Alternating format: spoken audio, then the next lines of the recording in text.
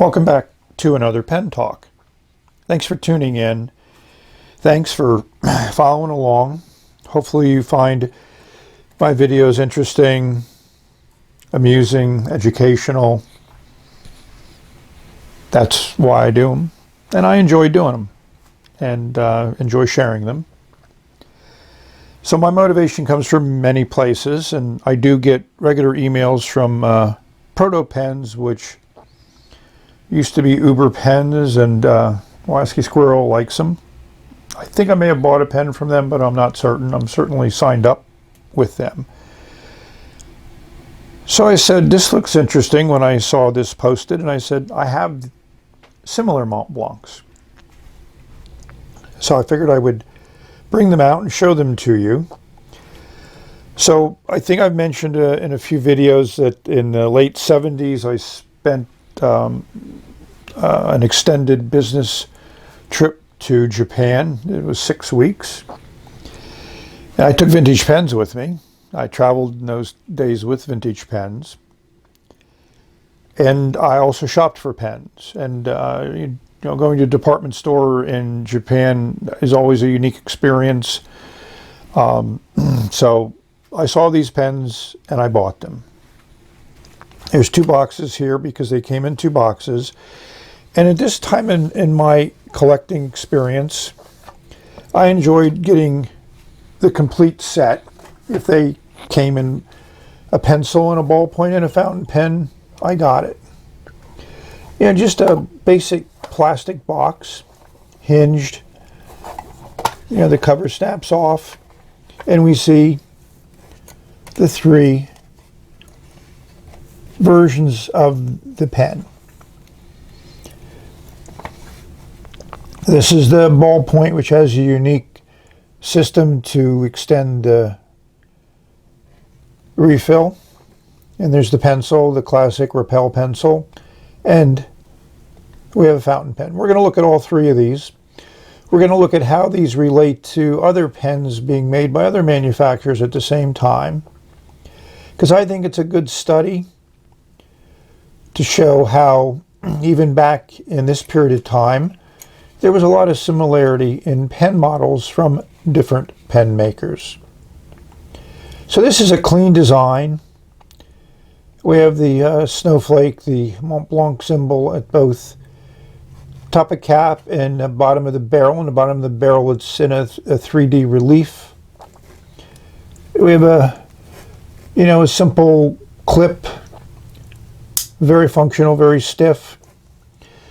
The pen has markings along this very narrow cap band.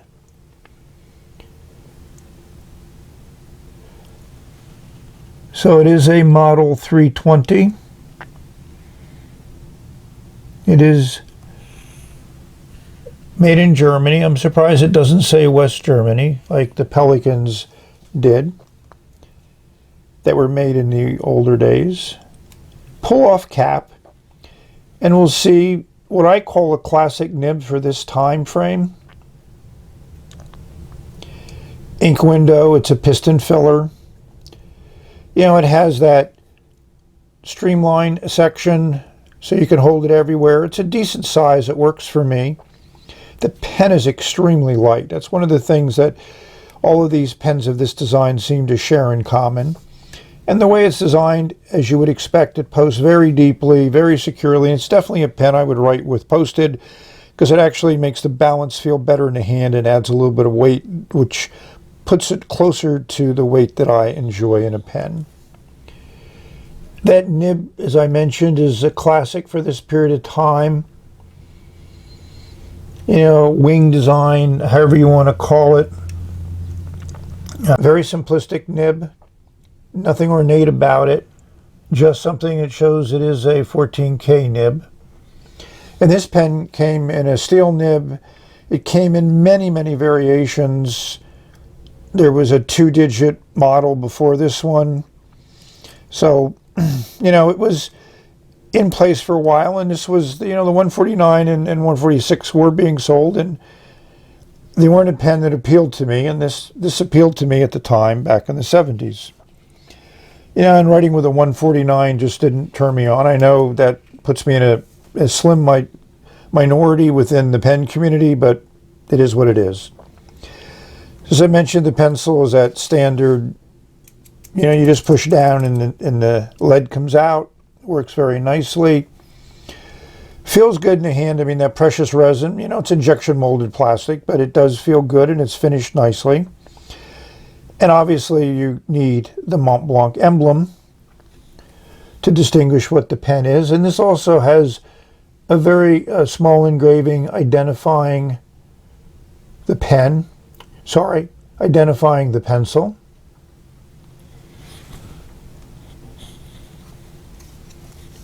So moving on to the Ballpoint, same type of design as the other pens. They did follow through with the same design motif with a similar type clip design.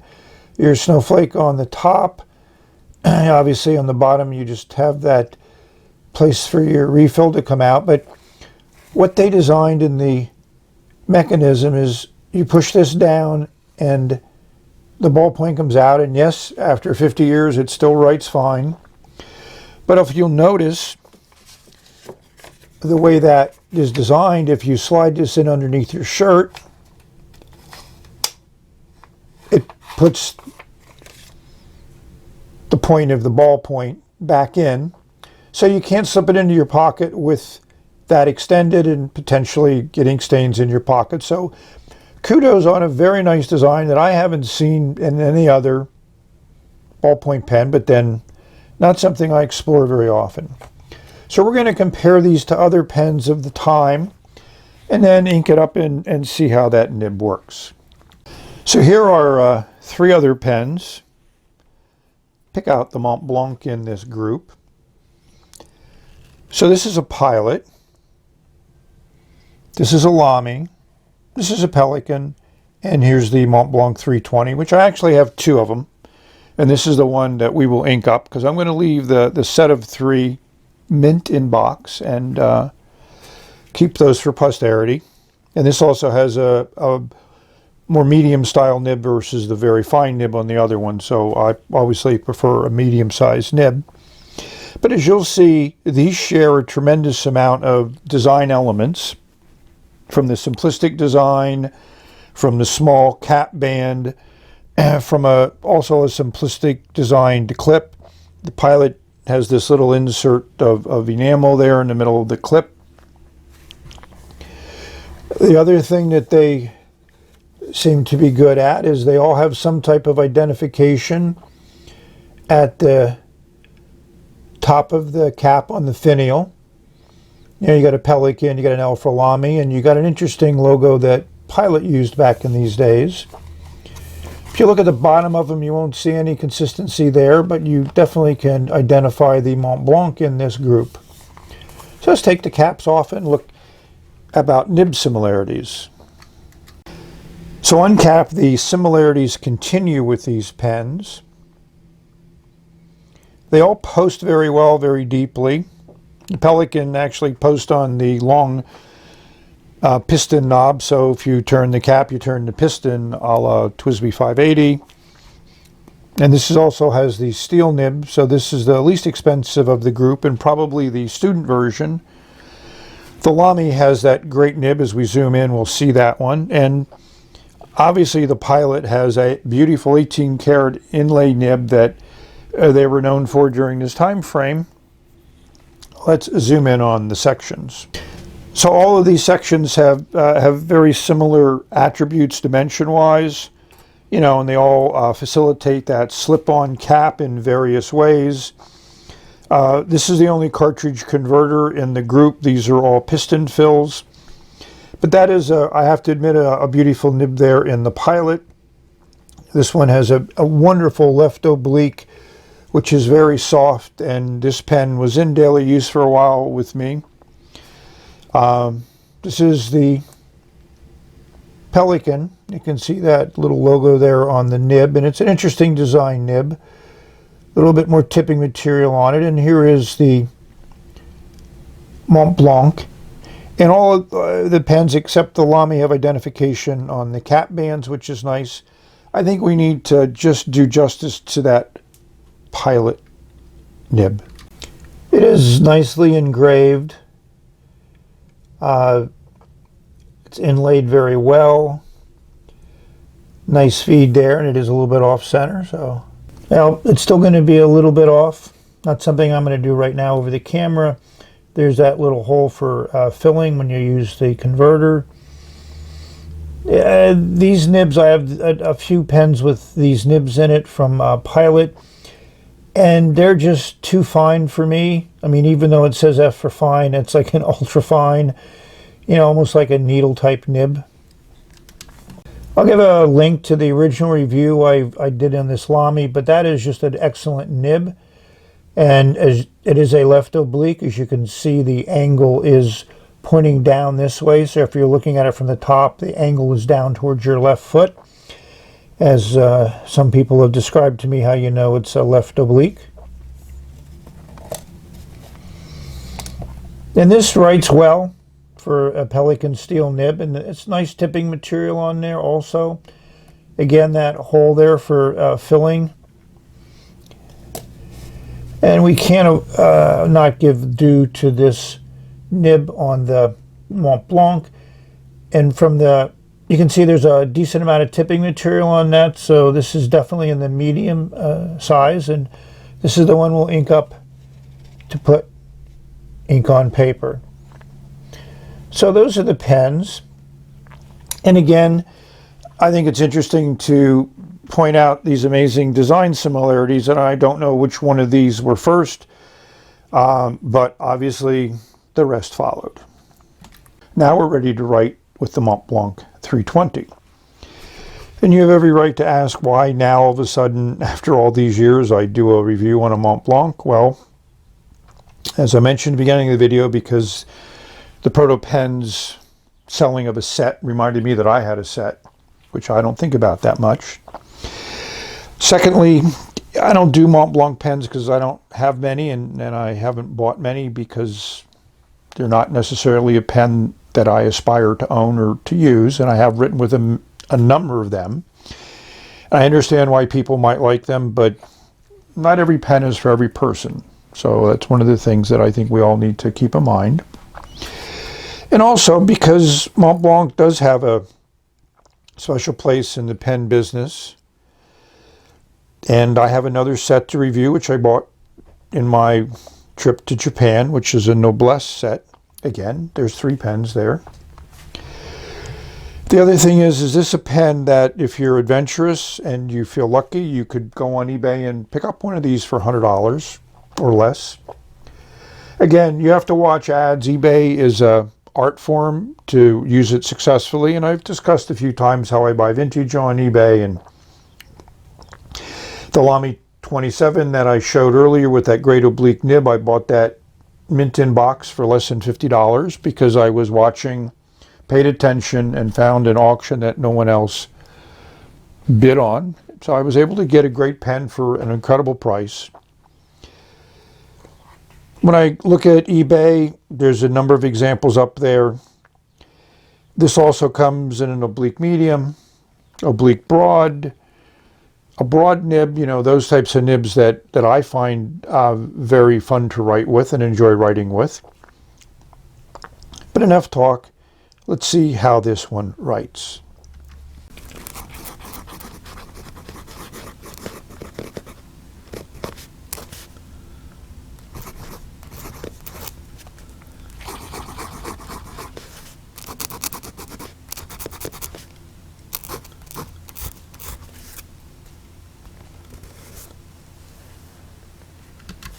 So this nib is super smooth.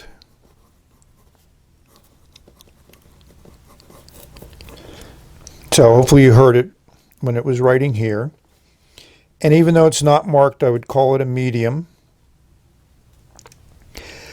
I think it's decently wet, not overly dry.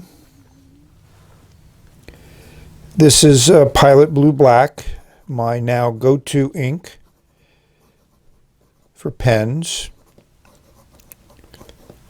because it's a standard that I think works well in any pen. I like the color. It does some shading. And the flow is great.